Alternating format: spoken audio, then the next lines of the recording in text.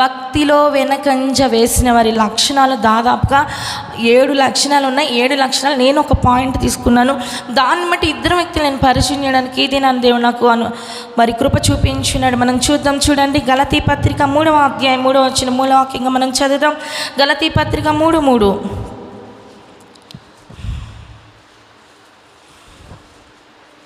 చదవాలండి.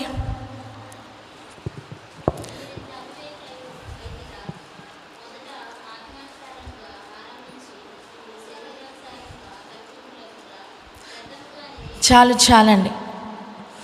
ఇప్పుడు మనం చూస్తూ ఉంటే గలతీ పత్రిక 3వ అధ్యాయం 3వ వచనంలో తమ్ముడు నవీన్ ఒకసారి గట్టిగా చదువుతాడు. మై గట్టి వాయిస్లు కాబట్టి ఒకసారి చదువు తమ్ముడు గట్టిగా. అది చదవండి. మొదట ఆత్మానుసారంగా మీ ఆత్మీయ జీవితాలు ప్రారంభం చేసి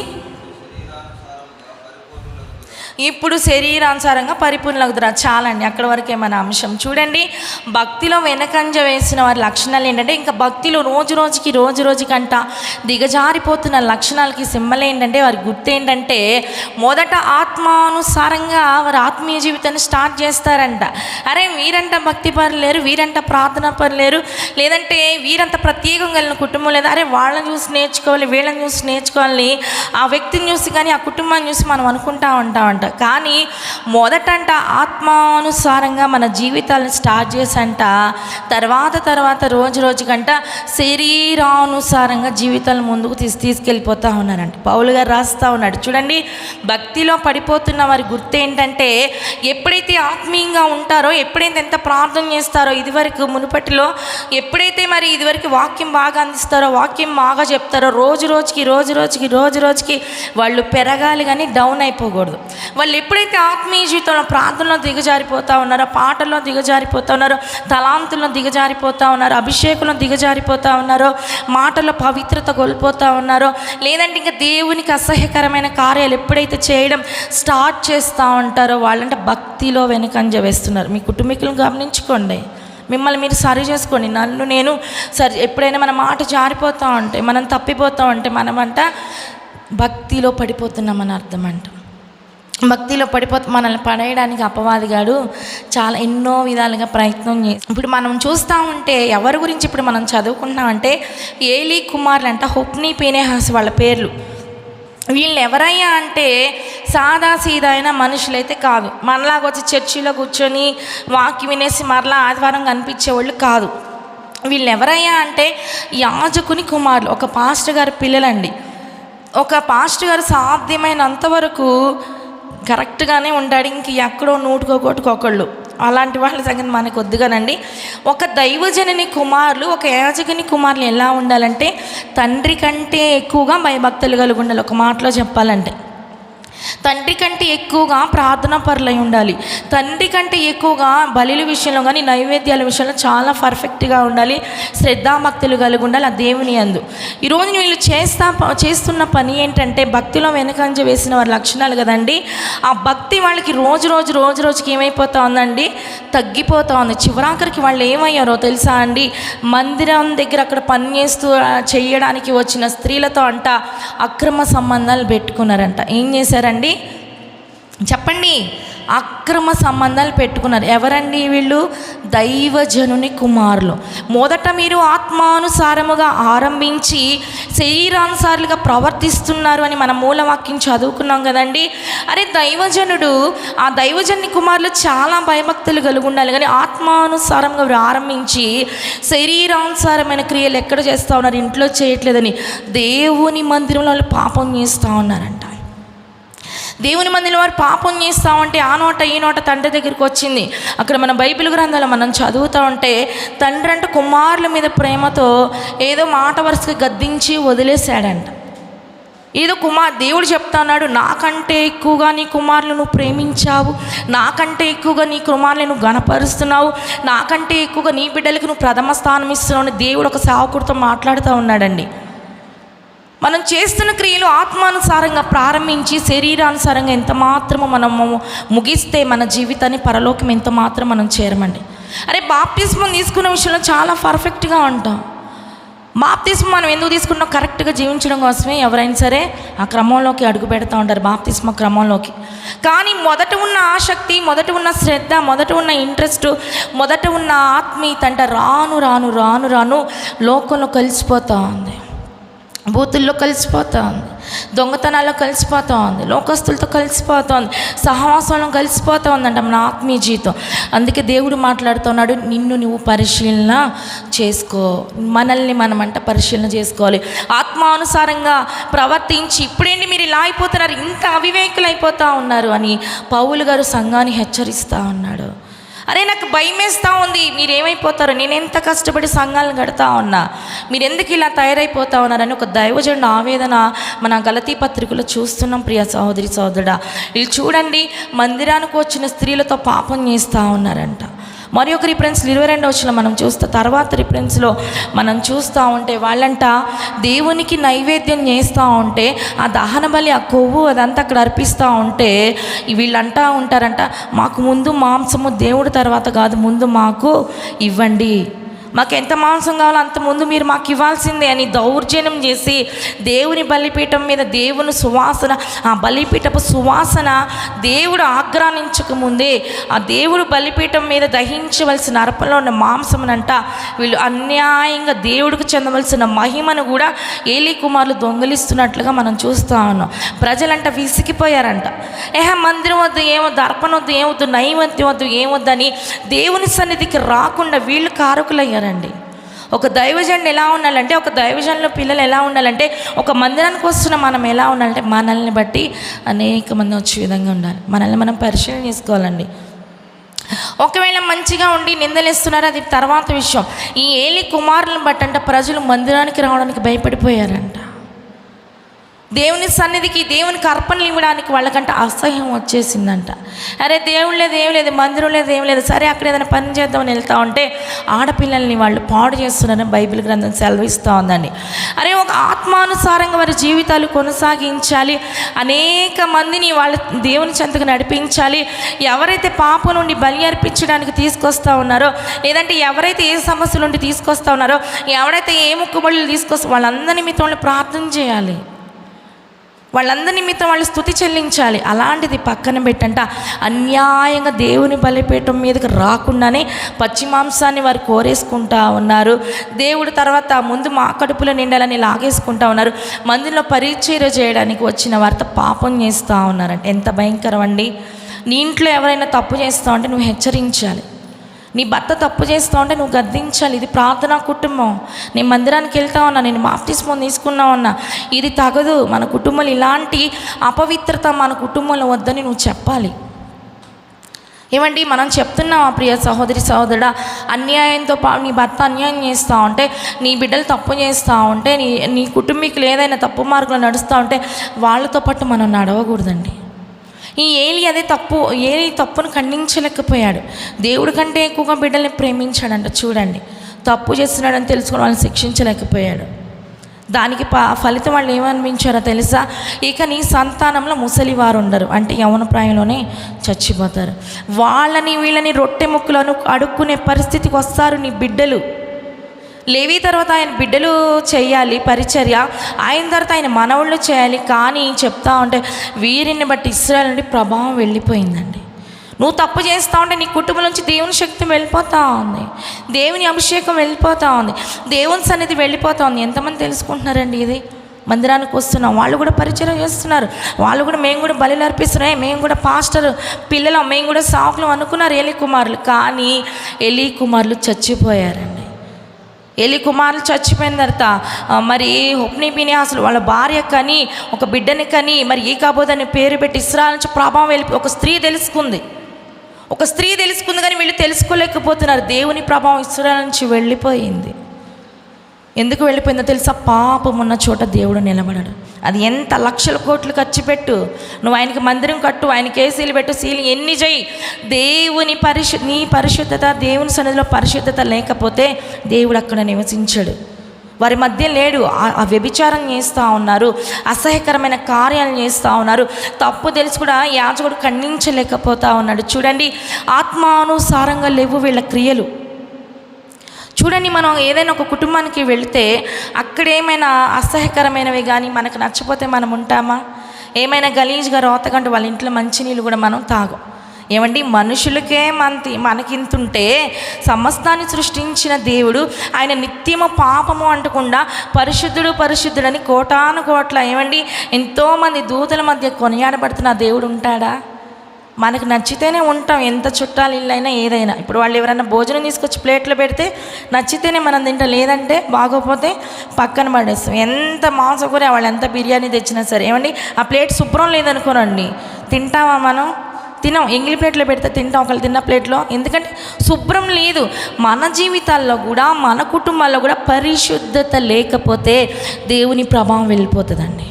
పరిశుద్ధత ఎప్పుడు ఉండిద్దంటే నువ్వు ఆత్మానుసారముగానే నీ క్రియలు ఉండాలి. నిన్ను చూసినప్పుడు ఇది ఒక ఆత్మీయమైన బిడ్డ, ఇదొక ఆత్మీయమైన కుటుంబము, ఇదొక ఆత్మీయమైన యవ్వనస్తులు, ఆత్మీయమైన చిన్న బిడ్డలు, ఆత్మీయమైన అని మనకు ఒక ముద్ర పడాలండి. మనకు ఆ ముద్ర పడట్ల. అందుకే అవివేకులైపోయారా మీరు అని గలతీ సంఘంతో ఒక దైవజనుడు మాట్లాడుతూ ఉన్నాడండి. ఇక్కడ కూర్చున్నా నువ్వు నిలబడిన నేను మనం అవివేకులుగా ఉన్నామా? అవివేకులుగా ఉంటే ఎంత మాత్రము పరలోక రాజ్యం మనం స్వతంత్రించుకోలేమండి. ఆత్మానుసారంగా మన మాటలు ఉండాలి, ఆత్మానుసారంగా మన క్రియలు ఉండాలి, ఆత్మానుసారంగా మన బిడ్డలు ఉండాలి. లోకానుసారంగా శరీరానుసారంగా నువ్వు ఎప్పుడైతే జీవిస్తావో ఈ కాబోదు ప్రభావం ఎప్పుడైతే ఇశ్రాయేలు నుంచి వెళ్ళిపోయింది, ఎందుకు వెళ్ళిపోయింది? పాపము ఉండబట్టి దేవుడు మరి అక్కడ లేడు కాబట్టి వాళ్ళ మీదకి శత్రు సైన్యం దండెత్తి వచ్చి మందసాన్ని కూడా తీసుకెళ్ళిపోయారండి. ఎప్పుడైతే దేవుడు వెళ్ళిపోతాడో నీ కుటుంబంలో నుంచి, నీ హృదయంలో నుంచి, నీ జీవితంలో నుంచి నువ్వు పరిశుద్ధతగా జీవించకపోతే ఆయన కష్టపెడతావో నష్టపెడతావో, ఆయన ఇబ్బంది పెట్టితావో, ఆయన కన్నీరు పెడతావో, దేవుడు కూడా నీ జీవితంలో నుంచి వెళ్ళిపోతే ఏమైపోతుందో తెలుసా? ఇశ్రాయేలు నుంచి ప్రభావం వెళ్ళిపోయినట్లుగా నీ కుటుంబంలో నుంచి నష్టాలు, శోధనలు, కష్టాలు, ఏమండి కన్నీళ్ళు, పెడబొబ్బలు, ఇబ్బందులు, గొడవలు అలాంటివి వస్తాయి. ప్రియ సహోదరి సహోదరుడా, దేవుని ప్రభావం నీ కుటుంబంలో ఉండాలని కోరుకోవాలి.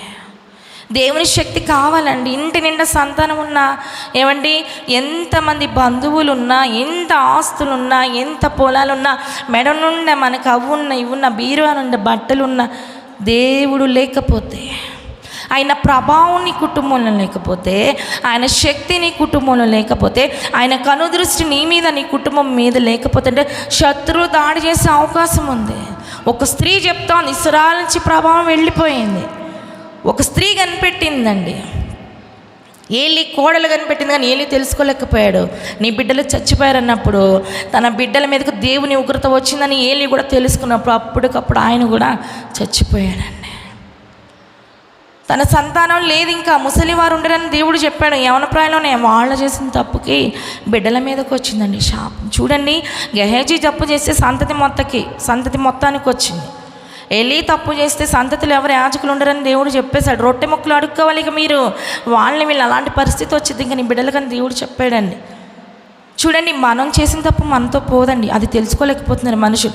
నువ్వు రహస్య స్థలాల్లో చేసి నీ భర్తకి, నీ వారికి, నీ ఫ్రెండ్స్కి, సాకులకి తెలియకపోవచ్చు, కానీ ఆయన అన్నీ చూస్తూ ఉన్నాడు. తగిన సమయంలో తగిన జీతాన్ని నీ ఒళ్ళో పోస్తాడు. జాగ్రత్త. అంత మాత్రమే కాదు, నువ్వు లేని తర్వాత నీ బిడ్డల మీద కొలుస్తాడు ఆ జీతాన్ని, నీ బిడ్డల ఒళ్ళో పోస్తాడు ఆయన ఆ జీతాన్ని. ఈ రోజుల్లో మనం చూస్తూ ఉంటే చూడండి, చాలామంది బిడ్డలు సరే వీరి తండ్రి అలాంటి వాడు, వీళ్ళ తాత అలాంటి వాడు, అందుకే వీళ్ళు ఇలా దేశదిమ్మర్లు అయిపోయారు, భ్రష్టులు అయిపోయారని ఎంతోమందిని మేము వింటూ ఉంటామండి. మనం చేసిన బట్టి దేవుడు చెప్తా ఉన్నాడు, దావీదు చెప్తా ఉన్నాడు, నేను ఇప్పుడు ముసలివాడనయ్యాను, వయసులో ఉన్నప్పటి నుంచి నేను చూస్తూ ఉన్నాను, నీతిమంతులు విడవబడుట కానీ వారి సంతానము భిక్షమెత్తుట కానీ నేను చూచి ఉండలేదని దావీదు మహాభక్తుడు చెప్తా ఉన్నాడని ఆయన ముసలితనంలో రాస్తూ ఉన్నాడు ఆ మాట. నేను వయసులో ఉన్నప్పటి నుంచి ఇప్పటి వరకు నేను చూస్తానే ఉన్నా, నీతిమంతులు ఎప్పుడూ విడవబడలేదు, వారి సంతానము కూడా భిక్షమెత్త. మరి ఒక వ్యక్తిని చూసి నేను ముగిస్తాను. 26వ అధ్యాయము 18వ వచనం ఒకసారి మనం చదువుదామా? 2వ దినవృత్తాంతాలు 26:18.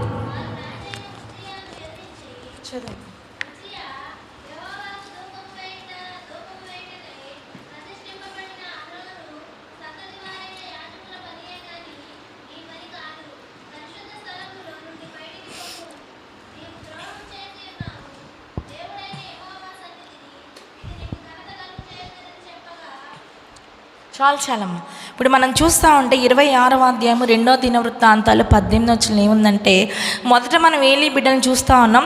ఈయన ఉజ్జియా అనే ఒక రాజు అండి.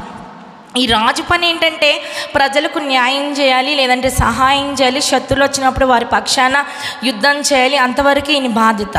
ఏమండి, రాజు వైద్యం చేస్తే సరిపోయిద్దా? సరిపోదు. వైద్యం చదివిన వాడే, ఆ వైద్యశాస్త్రం నేర్చుకున్నవాడే వైద్యం చేయాలి. లేదంటే ఒక దర్జీ ఒక కుట్టు మిషన్ నేర్చుకున్నవాడే ఆ బట్టలు కుట్టాలి. నేను రాజుని కదా, నేను అన్ని పనులు చేస్తాలే, అన్నిట్లో చలామణి అవుతానంటే ఎంతవరకు కుదరదు. ఈ రోజుల్లో మనుషులు కూడా అన్నిటి మీద నేను పెత్తనం చేయాలి, అందరూ నా మాట వినాలి, నా చేతి కింద ఉండాలని ఫరోలు కుటుంబాలు అయిపోతూ ఉన్నారు. నాడు ఇశ్రాయేలు మీద ఫరోలు ఎలా ఉన్నారో, ఒక్కొక్క కుటుంబంలో ఒక ఫరో ఉంటాడు. మనకి భర్త అంటాడే నా మాట వినాలి, నువ్వు మాట్లాడద్దానని అంటాడు. భార్య అంటాడే నా మాట, అత్త అంటాడే నా మాట. ఫరోలు వీళ్ళందరూ. ఏమండి, వాళ్ళందరూ ఫరోలు అనమాట. అయితే ఇక్కడ ఉజ్జియా పని ఏంటంటే, ఆయన ఒక రాజు, అంతవరకే ఆయన బాధ్యత. ఏమని ఈయన ఏం చేస్తూ ఉన్నాడంటే, ఇప్పుడు యాజకుడు చేయవలసిన పనిని, పాస్టర్ గారు చేయవలసిన పనిని బలిపీఠం ఎక్కంట దేవునికి ధూపం వేయబోతూ ఉన్నాడంట. మొత్తం ప్రిపేర్ అయిపోయాడు. అక్కడున్న యాజకులు చెప్తా, మొత్తానికి అక్కడ 70 మంది 80 మంది అని ఉండిద్ది లిస్టు. వాళ్ళందరూ చెప్తా ఉన్నారంట, ఉజ్జియా రాజుగారు ఇది మీకు తగదు, ఎందుకంటే మేమున్నాం. లేవి గోత్రాన్ని ఎన్నుకున్నాడు ఆయన, అహరోను కుటుంబీకులను ఎన్నుకున్నాడు ఆయన. ఇది నీకు ఎంత మాత్రము తగదు, నువ్వు ఆ పని చేయదు, నువ్వు దేవునికి ద్రోహం చేస్తానో. ఎవరికండి? దేవునికి ద్రోహం చేస్తానో, నీకు ఎంత మాత్రము ఈ పని తగదని అక్కడున్న యాజకులు చెప్తా ఉంటే ఆయన వినలేదంట. విననప్పుడు ఏమైపోయిందంటే, ఈ దేవునికి ఎప్పుడైతే తన చెయ్యి చాపి ధూపం వేయబోతా ఉన్నాడో, దేవుడు అంటే 19వ వచనంలో మనం చదువుతూ ఉంటే, నొసటన కుష్టు పెట్టాడంట దేవుడు. ఉజ్జియాకి ఎప్పుడైతే దేవునికి ధూపం వేయడానికి చెయ్యి చాపాడో, సాహసించాడో, ఆ బలిపీఠం ఎక్కి చెయ్యకూడని పని చేస్తూ ఉన్నాడు. నొసటన కుష్టు రోగం పెడితే, నొసటన కుష్టు దేవుడు మొత్తితే అంటే అక్కడున్న యాజకులు మొత్తం చూసి వాళ్ళందరూ భయపడిపోయి అర్జెంటుగా రాజుని కూడా చూడకుండా ఆయన్ని తీసుకెళ్ళి ఊరవతలు సపరేట్గా గృహం ఉంచాలి. కుష్ఠరోగిని ఎక్కడ ఉంచాలి? పాళెము వెలుపులు ఉంచాలి, కుటుంబాల అవతలు ఉంచాలి, పొరిమేరలో అవతల వైపు ఉంచాలి. ఆయన ఎక్కడ ఎవ్వరు మనుషులు ఆయన్ని కలపకూడదు. అర్జెంటుగా తీసుకెళ్ళిపోయి ఆయన ఎక్కడ చేశారో తెలుసా? ఊరు అవతలు పడేశారు ఆయన్ని. వాళ్ళు చెప్తానే ఉన్నారు, ఉజ్జియా నువ్వు ఇది చెయ్యొద్దు. ఆయన రాజు ఎప్పుడయ్యారో తెలుసా? 16వ సంవత్సరంలోనే ఆయన రాజు పట్టా తీసుకున్నాడండి. 16వ సంవత్సరంలో అతను రాజు అయ్యాడు, యవనప్రాయంలో రాజు అయ్యాడు. ఆయన గురించి మనం పక్కా అధ్యయనం చదివితే, ఆయన యథార్థంగా ప్రవర్తించినంత కాలము దేవుడు అతనిని అన్ని విషయాల్లో వర్ధిలించుకుంటూ వచ్చాడు. అన్ని విషయాల్ని ఆశీర్వదించాడు ఈ ఉజ్జియాని. కానీ మొదట ఆత్మానుసారంగానే కనిపించాడు, ప్రతి ఒక్క విషయంలో దేవునితో ముందడుగు వేశాడు. కానీ ఎప్పుడైతే శరీరానుసారమైన ఆలోచన వచ్చిందో, ఎప్పుడైతే గర్వం వచ్చిందో, ఎప్పుడైతే అహంగా ఈ యాజకులు చేసేదండి నేను చెయ్యలేనన్నా, ఎప్పుడైతే దేవుని బలిపీఠము ఎక్కి దేవునికి ధూపం వేయబోతా ఉన్నాడో దేవుడు మొత్తాడంతే. ఆయన దేవుడు ఎప్పుడైతే మొత్తాడో మొత్తం యాజకులు మొత్తం ఆయన బయట ఈడ్చిపడేసి ఉజ్జియాకు కూడా భయం వచ్చిందంట. అమ్మో, నేను చేయకుండా పని చేసే దేవుడు నన్ను మొత్తాడు. ఆయనకు కూడా అర్థమైపోయి త్వరపడ్డాడంట, మందిలోంచి బయటకు వెళ్ళిపోవడం. చూడండి ఎంత చక్కగా పరిపాలన చెయ్యాలి, ఎంత చక్కగా ప్రజల్ని ఏలాలి, సుఖభోగాలు అనుభవించవలసిన వ్యక్తి ఎప్పుడైతే శరీరానుసారమైన ఆలోచన ఆయనలో ఏలుబడి చేసిందో, గర్వం వచ్చిందో, అహంకారం వచ్చిందో, బయటకు ఈడవబడ్డాడు. దేవుని సన్నిధిలోంచి బయటకు ఈడవబడ్డాడండి. వాళ్ళు చెప్తా ఉన్నారు, ఇది చెయ్యొద్దు, ఇది యాజకుల పని, సావుకుల పని, అది నీ పని కాదు, నువ్వు రాజు అంతవరకే, కానీ దేవుని దృష్టిలో నువ్వు ఆ ధూపం వేయడానికి అర్హుడవు కాదు అని వీళ్ళు చెప్తా ఉన్నా అతను ఆ మాట వినలేదండి. ఈ రోజుల్లో దేవుని నమ్ముకున్నాను, అప్పటి వరకు ఆయన దేవునితో సహవాసం చేశాడు, దేవుని విషయంలో చాలా మంచిగా ఉన్నాడు ఆయన, దేవుడిని అతన్ని వర్ధలింపజేస్తాడని అక్కడ బైబిల్ గ్రంథం చెప్తా ఉంది. కానీ ఎప్పుడైతే లోక సంబంధమైన ఆలోచన, దేవునితో ఉన్నంతకాలం దేవుడు నిన్ను వర్ధిలిస్తాడు, నీ వ్యాపారాన్ని ఆశీర్వదిస్తాడు, నీ బిడ్డల చదువులను ఆశీర్వదిస్తాడు, నీ చేతి పనిని ఆశీర్వదిస్తాడు. ఎప్పుడైతే ఇక దేవుడు ఏంటని నువ్వు పక్కన పెట్టేసో అప్పుడు నీ పతనం స్టార్ట్ అవుతుంది. అప్పుడు నా పతనం స్టార్ట్ అయ్యిద్దండి. దేవునితో సహవాసం చేసినంతకాలం ఉజ్జియా బాగానే ఉన్నాడు, ఎన్నో గొప్ప కార్యాలు చేశాడు ఆయన. కానీ దేవునికి ద్రోహం చేయడం స్టార్ట్ చేశాడో, ఎప్పుడైతే చేయకూడని పని చేస్తున్నాడో దేవుడు అతన్ని మొత్తాడంతే.